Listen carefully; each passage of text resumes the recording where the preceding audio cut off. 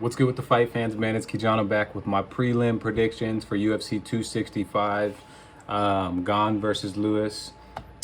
Yeah, I'm gonna jump right into it.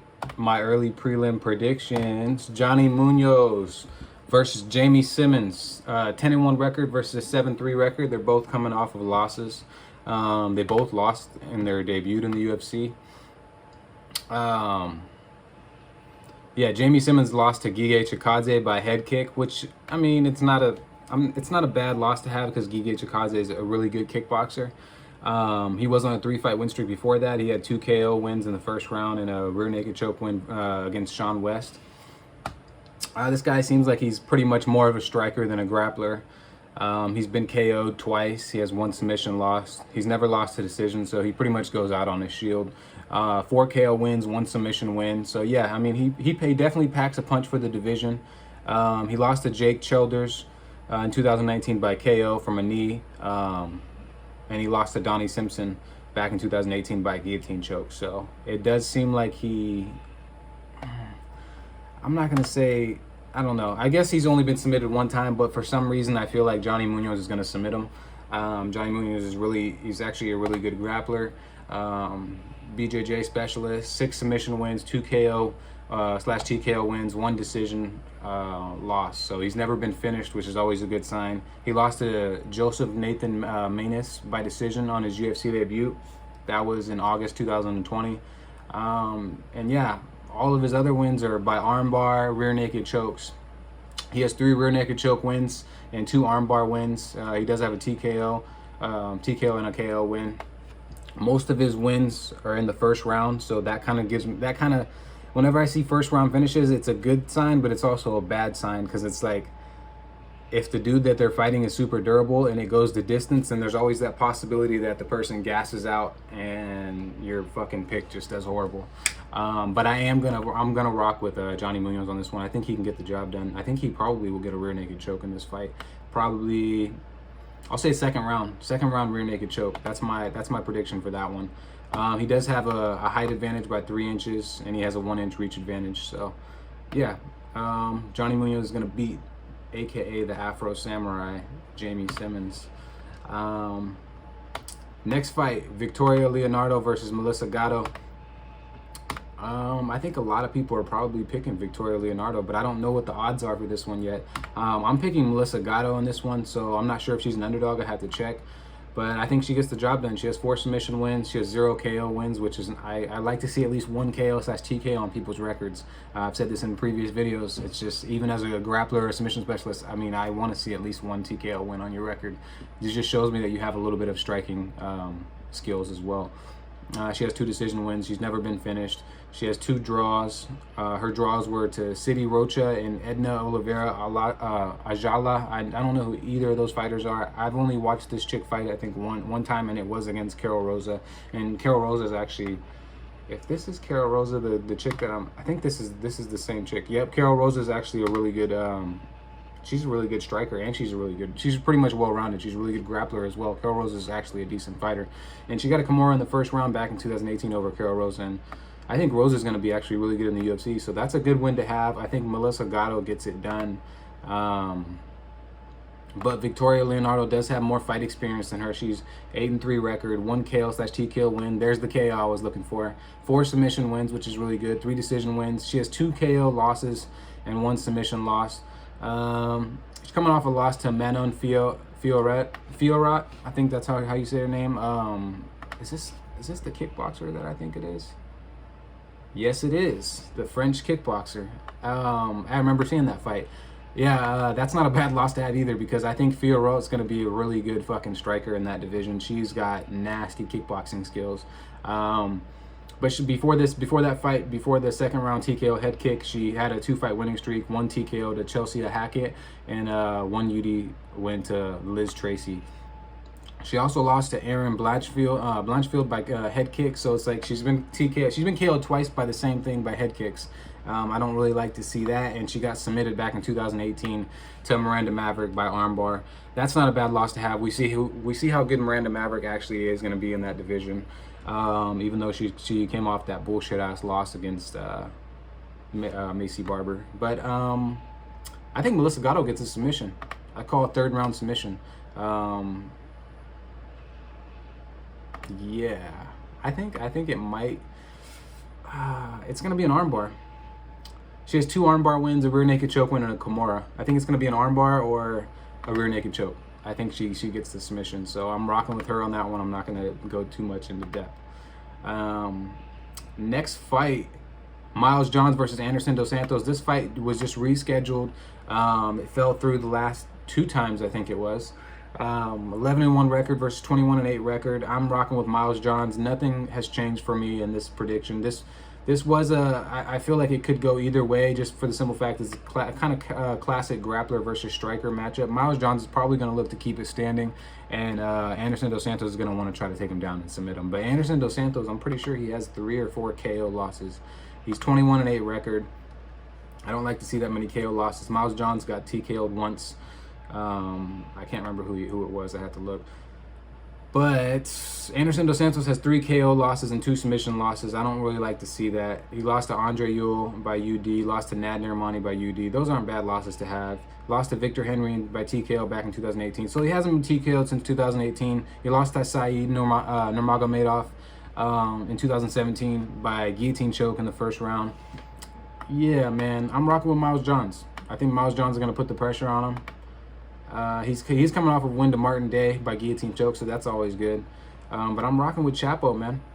He beat Kevin Nadivev by KO. Mario Batista, that's who his last loss was, and that was back in 2020 by a flying knee and then followed up punches. That was a vicious knockout. A lot of people picked Miles Johns in that one. I picked Mario Batista as an underdog. But yeah, he's fought some decent opponents. He's 2-1 in the UFC. Technically 3-1 because, I mean, he was on the Contender Series. You got to win on there too. But if we're going off just UFC fights, then he's 2-1. I think Miles Johns can get it done, man. If I would not be surprised though if Anderson Dos Santos gets it to the ground and gets a rear naked choke or something like that and ends up submitting Miles Johns. But I just don't think he's going to be able to keep him to the ground. I don't think he's going to be able to get him to the ground that easily.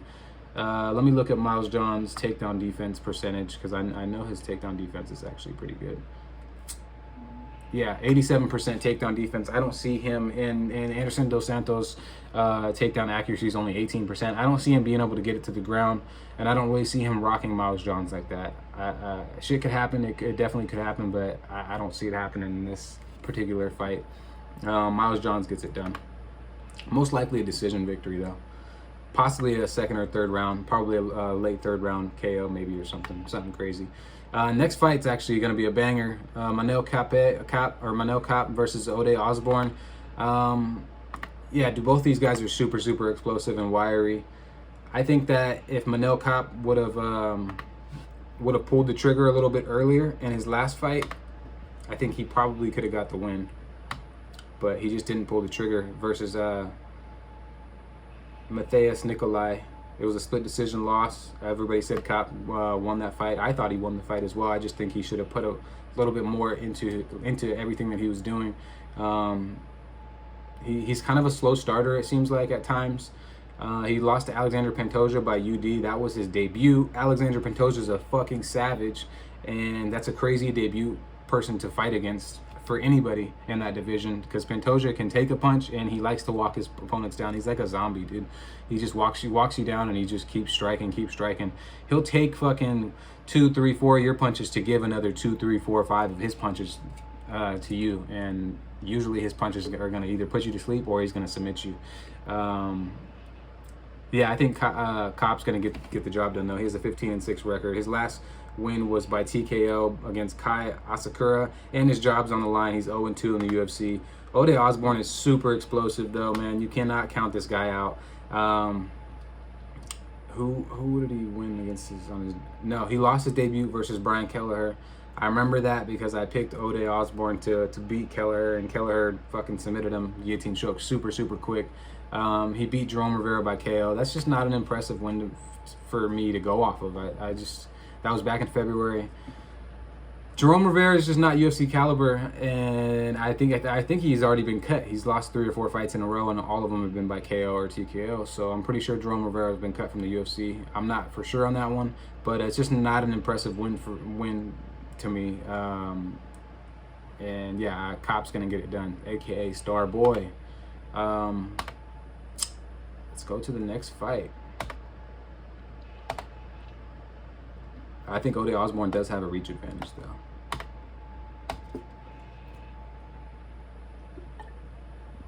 Next fight, Karolina Kowalkiewicz versus Jessica Penne. Yeah, this is a no-brainer. If you pick Jessica Penne, then I don't know what to tell you, because she's not UFC caliber. She never has been, unfortunately. Like I say in most of my videos, I don't like to knock the fighters, but she's just not UFC caliber. She's not. She has a 13-5 record, so that's a good record to have. She's got 2 KO/TKO wins, 7 submission wins. That's actually really decent. 2 KO/TKO losses and 1 sub loss. She beat Lupita Godinez by split decision in her last fight. That was her comeback fight, because she hadn't fought since 2017, and she was on a 3-fight losing streak against Danielle Taylor, Jessica Andrade by TKO, and Joanna Jędrzejczyk by TKO in the 3rd round. So she's fought all the best. She's fought Randa Marcos, split decision win. She fought Michelle Watterson, armbar loss in the 4th round. Yeah, she's fought some decent opponents.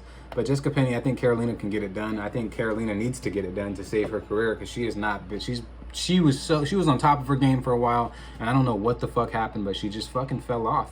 Karolina tends to she doesn't have any fucking head movement. She just walks into punches, and it's sad to see, because man, I like watching her fight, but I don't want to see her just get her head just bashed in, just like the Andrade fight where she just got slept. She's on a 4-fight losing streak, and that was a KO punch by Andrade to start it off. Then Michelle Watterson beat her by UD. Then Alexa Grasso beat her by UD.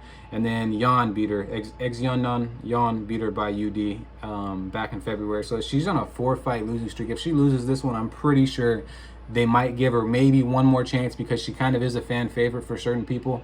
But for the most part, she has the 12-6 record. She was 12-2 before that. That's insane. She was on a roll, dude. She lost to Claudia Gadelha by rear naked choke. She lost to Joanna by UD. So she goes to UD, and she's a high volume striker. She's not going to really get too many KOs. She doesn't have that kind of power. She only has 1 KO/TKO in her whole career. She has 2 submission wins. She's a decision fighter, 9 decision wins and 4 decision losses. I see Karolina getting it done. I see her coming out super aggressive, super hungry. And the only way that Jessica Penne can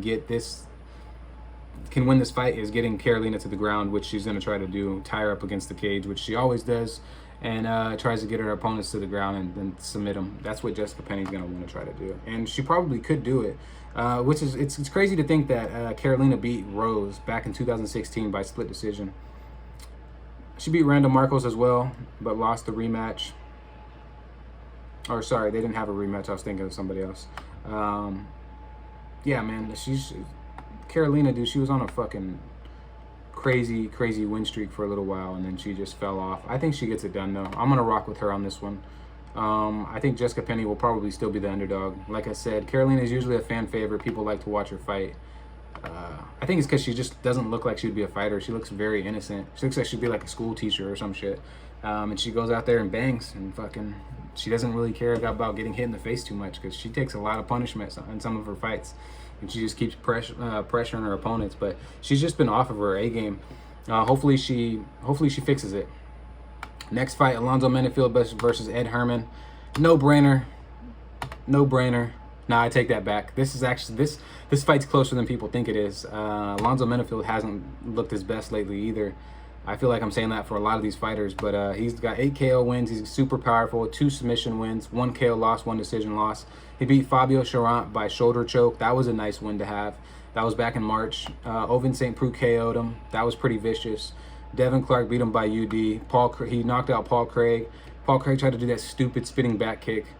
Vinicius Moreta tried to do a stupid spinning back side kick or whatever, and got knocked out by him too. So it's like some of the knockouts that he has seems like they were super easy to get and super easy to time, and Vinicius isn't even in the UFC anymore.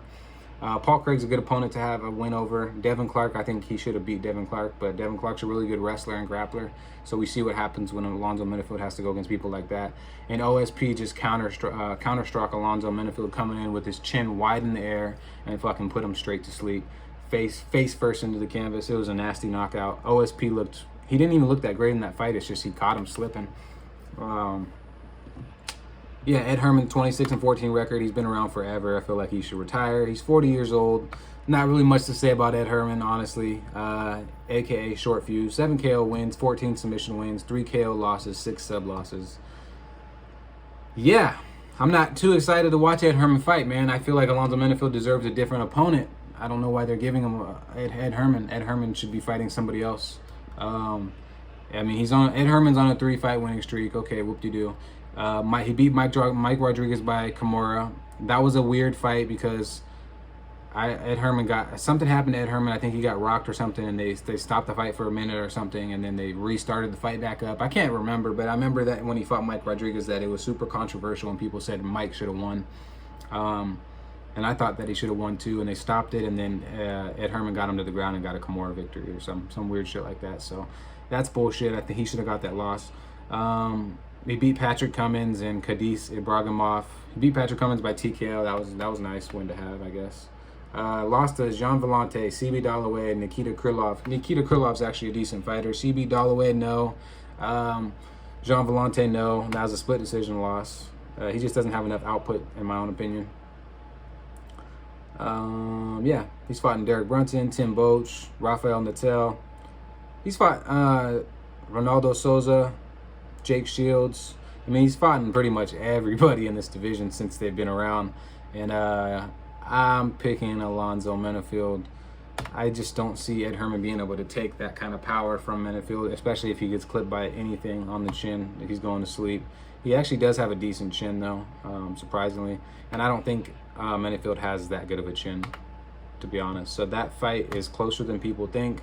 Ed Herman could be a really good underdog pick for some people. Don't take my word on it, but I am going to pick Alonzo Menifield on this one. Next fight, Vince Morales versus Draco Rodriguez. This is another interesting one. Draco Rodriguez 7-2 record, Vince Morales 9-5 record. Yeah, man. Drake Rodriguez has 2 KO wins, 4 submission wins, 2 KO losses. He lost his last fight by KO to Ayman Zahabi. I remember watching that one. He was on a 3-fight winning streak before that. That was his debut, so that's very unfortunate. Vince Morales is super, super tough, but we've seen what happened in his last fight. He just fucking got his legs chewed up, dude. Chris Gutierrez has some of the nastiest leg kicks in that division, and if you let Chris Gutierrez or anybody have range on you like that, Vince Morales was just getting fucking kicked in the calf, kicked in the calf, kicked in the calf, kicked in the body, kicked in the calf, just back and forth. And he couldn't do anything about it. He wasn't checking kicks. He wasn't lifting his leg. He wasn't doing anything to try to, he wasn't closing distance to where Chris Gutierrez could not kick his leg the way he would want to. I don't know, man. He's on a 2-fight losing streak. He lost to Benito Lopez and Chris Gutierrez, Song Yadong. He beat Ayman Zahabi, and Draco Rodriguez lost to that guy. So I think that's the same dude. Yeah, Ayman Zahabi by KO. This is an interesting one, man. This is a really interesting one. I don't really know who I want to pick on this one. I'm going to stay away from this fight most likely, but at the same time, I do feel like it's going to end early. I don't think it's going past 2 rounds. I really don't. This might be a key fight to pick for fantasy points for DraftKings. Man, let me look at the reach advantage. This is going to be a big determining factor. I don't think I'm picking Draco, though. I think I'm going to pick Vince Morales. I just hope that he's fixed I hope he's fixed the little issues with getting kicked in the leg. I hope he knows how to check a fucking kick now. Or just somehow dodge the kicks or something. Or close the fucking distance if someone has that much reach advantage over you. He has a 1/2-inch reach advantage over Draco. But Draco has a 3-inch leg reach advantage, so... Man. Draco's going to try to get it